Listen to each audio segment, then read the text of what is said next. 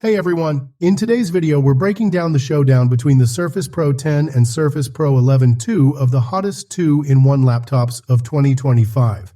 Thinking about upgrading or wondering if the Pro 10 is still worth holding on to? Stick around because we're going to compare these two head to head and help you figure out which one's the better pick. Make sure to check out the links in the description for the latest prices and deals. You might just snag a bargain. And if you enjoy the video, don't forget to hit that like button. It really helps us out. Let's get into it. The Surface Pro 10 and Surface Pro 11 both carry on Microsoft's tradition of premium build quality, but they each bring their own flavor to the table when it comes to design and functionality. The Surface Pro 10 keeps things familiar with its magnesium alloy body, staying true to the sleek professional vibe of the Surface Pro 9. Weighing just 1.94 pounds, it's one of the lightest 2-in-1 devices out there, making it a great pick if you're always on the go. The iconic kickstand is still here, letting you adjust the screen to your preferred angle, though using it on your lap can still be a bit awkward. While the design hasn't changed much from earlier models, some might feel it's playing it a little too safe, especially when competitors are pushing the envelope. Meanwhile, the Surface Pro 11 takes a small but meaningful step forward, especially with its new Flex keyboard and the option for an OLED display. It keeps the same polished build quality as the Pro 10, but the standout feature is the Flex keyboard, which connects via Bluetooth even when it's not attached to the device. This gives you more flexibility in how you use the tablet, though it does come at an extra cost. Like the Pro 10, the Pro 11 sticks with a magnesium body, keeping things lightweight and portable, even if the overall design doesn't feel like a huge leap forward. When it comes to ports, both models are pretty similar, offering two USB-C ports with Thunderbolt 4 support. But if you were hoping for USB-A or HDMI, you're out of luck. This might be a letdown for business or creative pros who need more connectivity options. The Surface Pro 10 keeps the Surface Connect port, which works with Microsoft's docking solutions, while the Pro 11 skips this in favor of Bluetooth accessories like the Flex keyboard.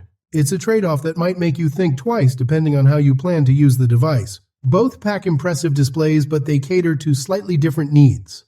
The Surface Pro 10 sports a 13-inch Pixel Sense Flow display with a sharp 2880 by 1920 resolution and a buttery smooth 120 Hz refresh rate. Colors pop, and scrolling feels effortless, though its 450 nit brightness is decent for outdoor use. Just don't expect it to compete with OLED screens. On the other hand, the Surface Pro 11 gives you a choice, a standard LCD or an optional OLED display. The OLED is the star here, delivering jaw-dropping HDR content with vibrant colors and deep contrasts. That said, its not perfect glare can be an issue, and Windows HDR support still feels a bit rough around the edges. The LCD version, while fine, can't quite match the OLED's wow factor and might look a bit dull in comparison. Both models, though, share that smooth 120 Hz refresh rate, making everything from scrolling to animations feel fluid. When it comes to cameras, the Surface Pro 10 steps up its game with a 1440p front-facing webcam, a clear upgrade from older models. It's great for video calls, offering a wider field of view and sharper details. Plus, Windows Studio Effects powered by the built-in NPU adds handy features like automatic framing and eye contact correction, making virtual meetings feel more polished. The rear 10-megapixel camera is fine for scanning documents but won't blow you away for photography. The Surface Pro 11, meanwhile, goes ultra-wide with its front-facing camera, which can feel a bit overkill for regular video calls. While the quality is good, it doesn't quite match the Pro 10's sharpness. The rear camera is similar on both, decent for quick snaps or scans, but nothing to write home about. Keyboards and touchpads are another area where these two diverge. The Surface Pro 11 introduces the Flex keyboard, a game-changer compared to the Pro 10's more traditional detachable keyboard. The Flex keyboard connects via Bluetooth, giving you more flexibility in how you position it, even when it's not attached to the tablet. It also features a haptic trackpad, which feels smooth and responsive. The Surface Pro 10's keyboard is still comfortable, with good key travel and a reliable glass trackpad, but it's more conventional and, like the Pro 11's, it's sold separately at a premium price. Battery life is where the Surface Pro 11 really shines.